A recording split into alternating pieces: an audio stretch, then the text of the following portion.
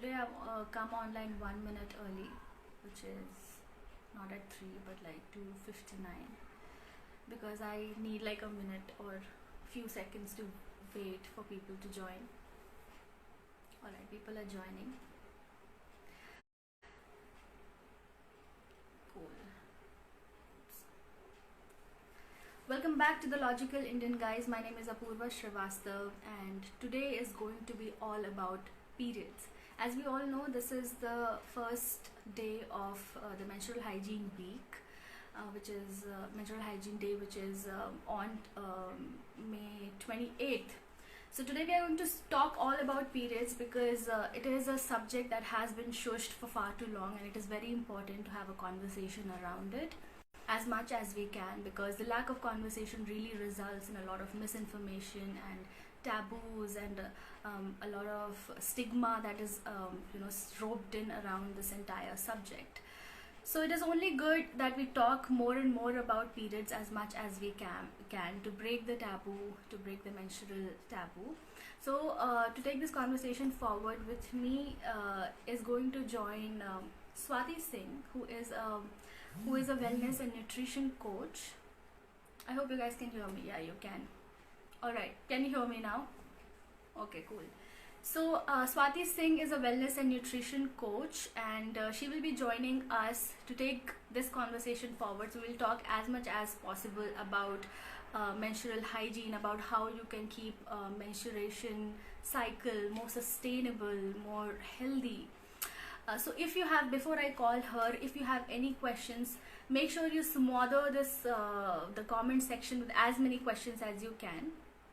Let me see if Swati is here. Okay, Swati is coming.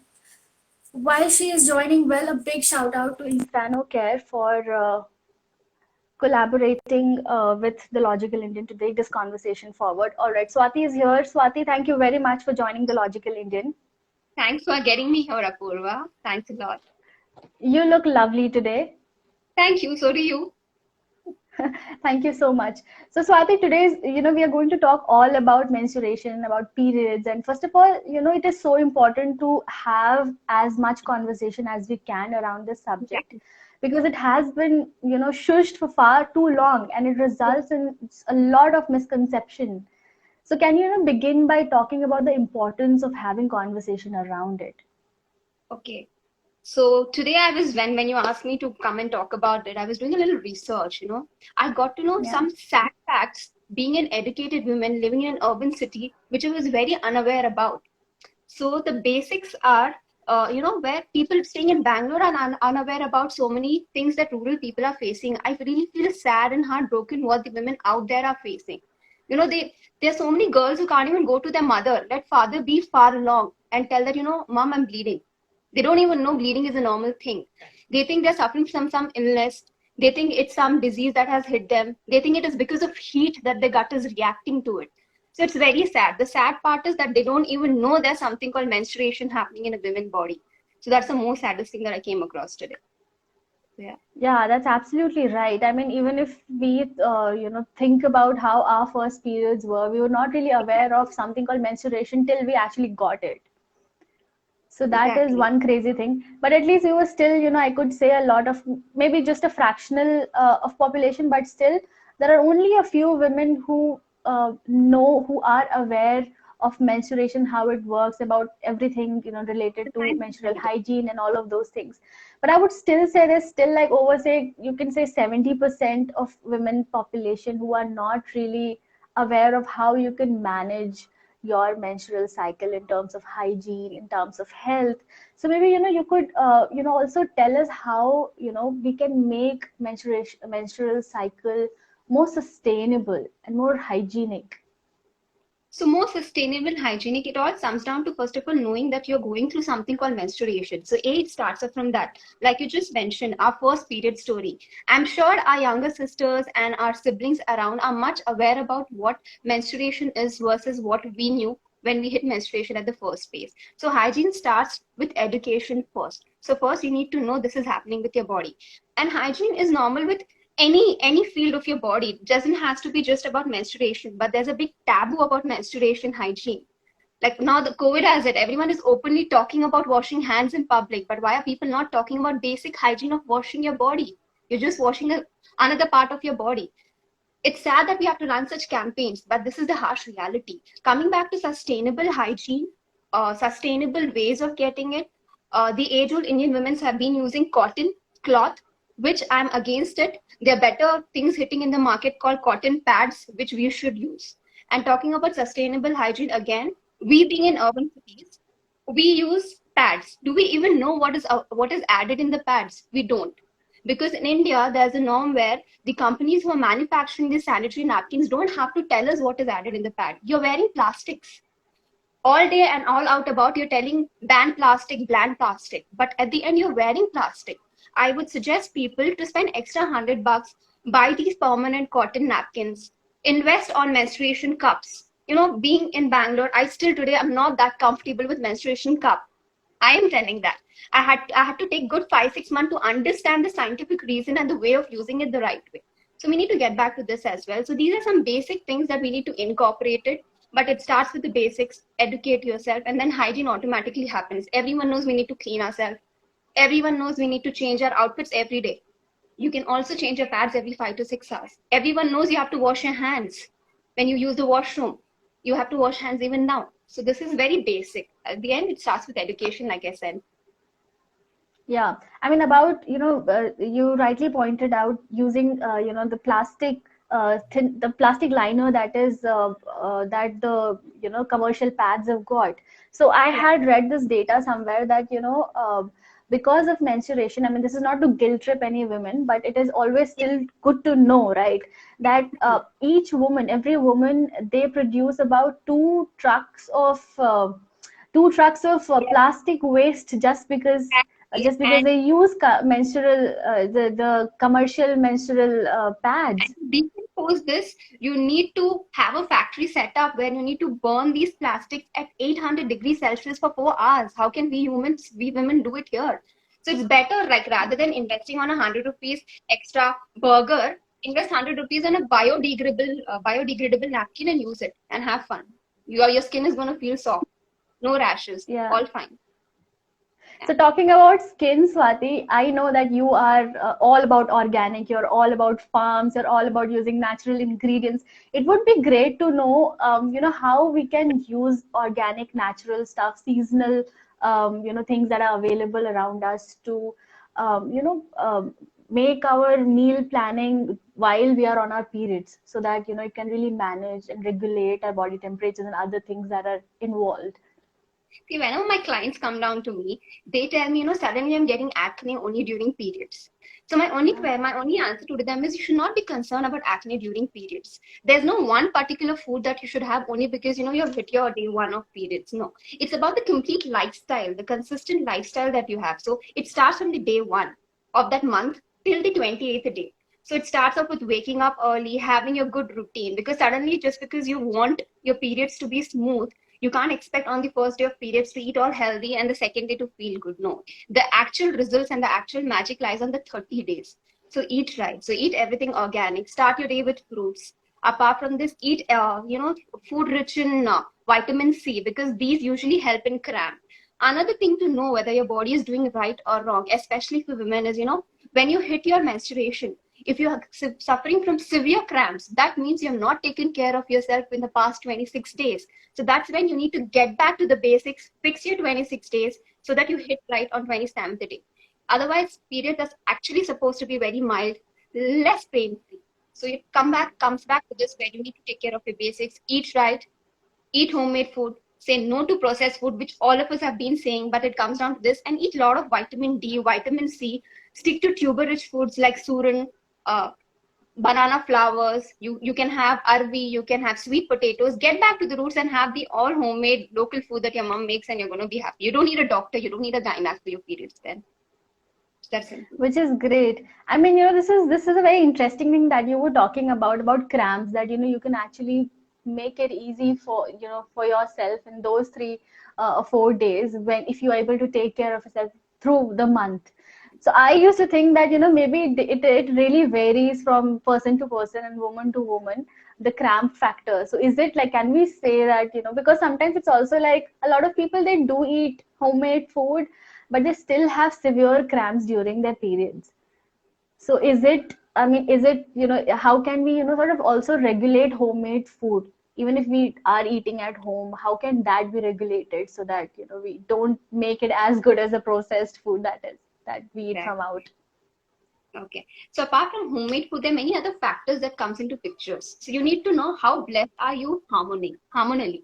So if I'm someone who's blessed hormonally, eating good food, workout, water does wonders to me. If not, I need to balance the way my hormones function. So if I'm someone who suffers from symptoms of PCOD, I need to take food that is going to help me cramp such hormones. For example, I'm going to start my day with soaked raisins. So you need to figure out what are the fluctuations happening in your body. You need to monitor your body, your mood swings. If you're suffering from thyroid and if you have such period cramps happening, then you need to incorporate a lot of cashews, lot of vitamin D rich foods, vitamin B12 foods. So if you're suffering from diabetes, you always have to control your blood sugar levels. So apart from these hormones, if you're getting cramps, you also need to know how flexible your body is, because lack of flexibility gives a lot of cramp to your body, irrespective of your gender. For men out there and women, if your body is not moving, you're going to get cramps sitting at one place also. So don't blame periods for that. So make your body flexible. If your body is flexible, automatically, no matter what kind of conditions you come from, no matter which region you come from, what gender, you're going to see the cramps reducing automatically. That's how it is. So there's one more thing. Do you think it also varies, from age group to age group? Like, Yes, does the diet, yeah, because menstrual cycle is from, like, say, it could be from a 10-year-old kid to, say, a 40-year-old woman. So the diet is really different. So what would you, say, what diet would you recommend for, let's say, younger teens and, slightly elder, women above the age of, say, 40, 35, 36? So have you heard, our parents or our friends talking about, when did you hit your menstruation? When did your mom hit your Yeah. menstruation? They compare your mom's and your menstruation phase, the year. This has got a lot to do with your genes. Okay. So if your mom has had a smooth menstruation period, you automatically are going to have, don't take it for granted, you have to work for it, but somewhere you're blessed by it. But in case if it is running in your genes, if such imbalances are running in your gene, a 10-year-old kid might face the issues that a 60-year-old woman might face. So that's how it lies in. So it depends on how genetically you're blessed with. Apart from that, yes, a 10-year-old kid is more than the pain, is the confusion running in the mind. There's psychological things that you have to deal with a 10-year or a 12-year-old kid. Whereas a 60-year-old woman or a 55-year-old woman has a different phase. Menopause is hitting her. She knows what periods is, but she's very new to menopause. So there's a different kind of thing that hits her. So when it happens to a 10 or 12-year-old kid, give her anything that she wants to eat, but obviously avoid packed food then. Obviously you feel like junking then. The another thing is, feel like junking then. All I would suggest my client is, junk on your meals. But make that as a cherry on your daily diet. Have your regular meals. In between, take that half an hour and have that hot choco fudge. Have that Coke if you want to have that. Ensure you pamper yourself by adding a cherry on the diet. And coming back to the women who are 50 and on their late 50s, all I would suggest them to have is, light food, not heavy food, easily digested food, because that is when your digestive system is slow. The Agni in your body is down because all the energies are cleansing your body. It's a very purifying process that's happening in your body. So have something like khichdi, have moong dal, have sprouts. So this is irrespective of age, but easily digested food is for women at the age of 55. Avoid raw food during these time. Have good warm food and you're going to be all happy. That's how it is. That is a very good advice. I think I'm going to take it forward Yes. for sure. Yes. Swati, also talking about supplements, there are a number of supplements, for iron deficiency, for, I don't know, vitamin D and other things. How much that helps? You'll again get bugged by me. Again, I'm going to get back to the roots, because every time I don't suggest supplements, by Yeah. in this small tablet. I believe nature has its own supplements. It has these vitamins and minerals intact. Whenever you feel you need vitamin D, vitamin B12, get back to the kitchen, because the actual medicine is in your kitchen. If you need vitamin B12, have your achars. Nothing more richer than achar and vitamin B12. And if you need vitamin C, because vitamin C is a must, All of us want vitamin C not only to feel good, but also to look good. If you want your skin to feel good during your menstruation process and pre-menstruation process, have vitamin C. It is in your line. Dal में अच्छे से squeeze करके enjoy करो. It's very simple. So all these supplements is in nature, is in your kitchen. Enjoy it. Have the masalas. There's a special CCF tea, which is cumin, coriander, and fennel. Nicely boil it and sip it like green tea, and you automatically see your cramps reducing because anything warm is going to help you. So it's very simple. Yeah. Also, people are asking a lot of questions, Swati. I think one person is asking, if you can talk a little bit also about tampons, because we did talk about the cotton pads that are natural and can be reused, and about menstrual cups as well. What do you have to say about tampons? About tampons, if you're using tampons, I would suggest you to shift to menstrual cup. Also because, not only because it is easy on your pocket, but also because, you can use that cup for 3 to 4 years without any fuss. It is safer. It is going to give you less risk of urinary tract infection. So I would suggest you to shift to cups versus tampons. So my personal suggestion would be that, but again, everyone has their own personal comfort. So that's how it is. Okay. Pranav 9519 is asking, can you please tell us about hemp seeds? Are they safe for consumption every day? Probably is asking, in terms of periods as well or otherwise, yeah. It's not every day because it's going to generate heat in your body. It depends on how you're going to have it, with what are you going to have it. For example, hemp seeds, if you can add it with your veggies as topping layer, you can have it. Apart from that, you can also always make some herbal teas out of it and have it. Obviously, you can do it alternate days or twice or thrice a week, but don't have it every day because it's going to generate a lot of heat, which is not needed. So that's how it is. Yeah. So I think that was actually very insightful, I would say. Swati, do you have any final message for our audience of viewers or watching you? Yeah, in fact, I discussed this with my mom. And she told me a very important, very beautiful thing. I don't know why are women worried about menstruation? Why are people telling about it when women have 4 seasons running in their body? So I was like, what is this 4 seasons? So she told me 4 weeks are 4 seasons. The first phase is menstruation, bleeding phase, where a woman feels like connecting back to herself, being quiet, laying around, taking a pause from everything. The second season is pre-ovulation stage, where you feel very energetic. You see a lot of people who work out end up working out better on the second week of their cycle. You feel like doing all the creative work. You're on your peak. Whereas the third stage is ovulation stage, where you're attractive. You automatically look good. You feel your waist is becoming thinner. Your skin is going to glow. You're going to have sharp face. So that's when you're going to feel attractive and good about yourself. And the last phase is the PMS, pre-menstruation week, where you have mood swings, you have everything reacting in you. And I don't think there's anything wrong with PMS. It's just that you're dealing with your emotions by talking about it for a change. So in short, embrace all these 4 weeks, enjoy it, talk about it. Please educate your brothers, please educate your husband.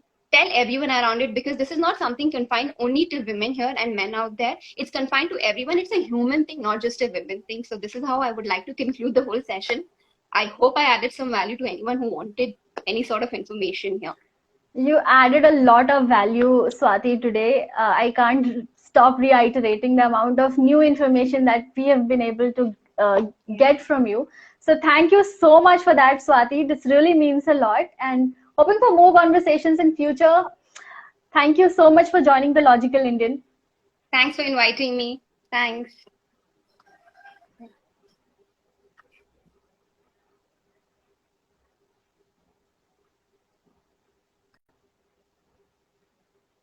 All right, guys. So that was Swati Singh, a wellness and nutritionist. Okay, so many questions asking Swati questions now. Well, she's already left, but don't worry, because we are going to talk all about periods throughout the week. So keep stay tuned to the Logical Indian. Huge shout out once again to Inferno Care for collaborating with the Logical Indian. Do remember to check them out, guys. So until then, stay logical, stay tuned, and I will see you next time. Bye.